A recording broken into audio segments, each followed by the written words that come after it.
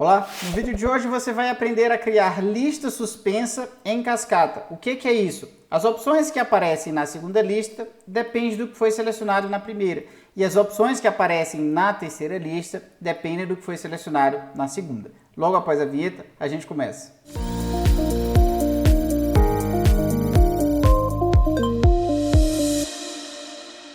Seguinte, o nosso objetivo aqui é criar 3 menus dentro dessas células que funcionem de acordo com essa estrutura lógica, ou seja, o primeiro menu vai servir para o usuário selecionar entre um composto orgânico e inorgânico.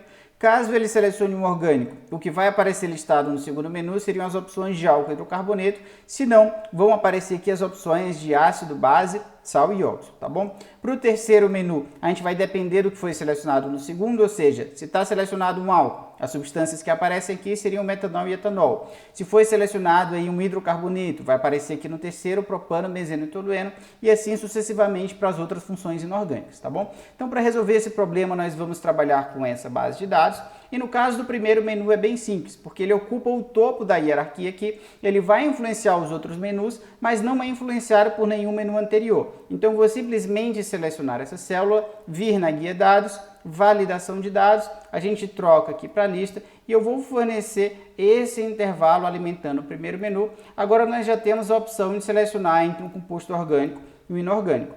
Caso haja composto orgânico aqui, o que vai ser listado no segundo menu seria álcool e hidrocarboneto. O que vai ser listado caso haja uma seleção de composto inorgânico seria ácido, base, sal e óxido. Então, como é que a gente resolve esse problema? Como é que a gente informa lá para a lista suspensa que o intervalo que vai alimentar ela é variável? A gente vai primeiro selecionar essas duas células aqui e eu vou nomear esse intervalo aqui com a palavra orgânico, tá? Vou selecionar essas células aqui e vou nomear com a palavra inorgânico. Perceba que o nome que nós fornecemos para esses intervalos de células são exatamente iguais aos nomes que aparecem listado no primeiro menu. E aí, com isso, eu posso selecionar a célula da segunda lista suspensa, vir aqui na validação de dados, e aí eu vou chamar uma função que vai fazer com que haja essa atualização dinâmica do intervalo, que é a função indireta. O argumento dessa função seria o dado da célula B6, e aí o que ela vai fazer? Ela vai pegar a palavra que está na célula B6 e entender que essa palavra faz alusão a um intervalo de células, ou seja, B6 tem a palavra inorgânico, inorgânico é a palavra que nós utilizamos para nomear essas 4 células aqui. E aí a lista suspensa vai ser alimentada com as células desse intervalo personalizado.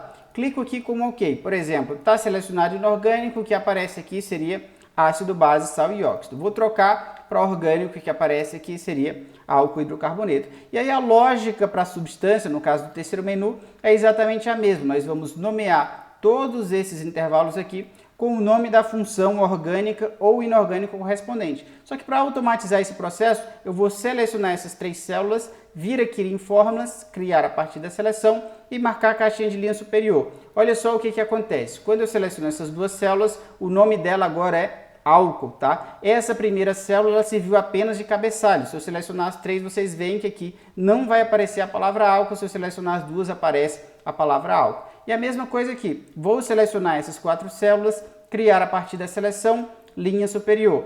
Qual que é o nome desse intervalo agora? Hidrocarbonetos. E assim sucessivamente. Esse intervalo vai se chamar ácido, então vou chamar aqui a linha superior, criar a partir dessa seleção linha superior para a base também, a mesma coisa para o intervalo sal e a mesma coisa para o intervalo óxido. Então, agora que já está tudo nomeado, eu vou simplesmente vir aqui dentro dessa célula, vou até selecionar uma opção aqui, tá? Então, venho aqui dentro dessa célula, dados, validação de dados, vamos criar a lista e chamar de novo a função indireta. Quem que é o argumento dela agora? É a palavra da célula C6, ou seja, essa palavra hidrocarboneto corresponde a um intervalo personalizado e esse intervalo personalizado, a função indireta vai trazer para alimentar o menu suspenso.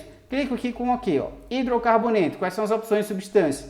Propano, benzeno, tolueno. Vou trocar, eu vou de hidrocarboneto para álcool, que vai aparecer que é metanol ou etanol. E aí vamos voltar lá para o início, vou trocar para um composto inorgânico do tipo óxido. O que vai aparecer aqui? Óxido de cálcio, monóxido de nitrogênio e CO2. Então essa é a lógica de trabalhar com intervalos personalizados. Daria para fazer também se esses intervalos tivessem sido formatados como uma tabela, tá bom? Essa era a ideia que eu queria passar para vocês nesse vídeo. Se você gostou, não esquece de curtir, de se inscrever no canal e de ativar o sininho também. Qualquer dúvida, fiquem à vontade para colocar nos comentários.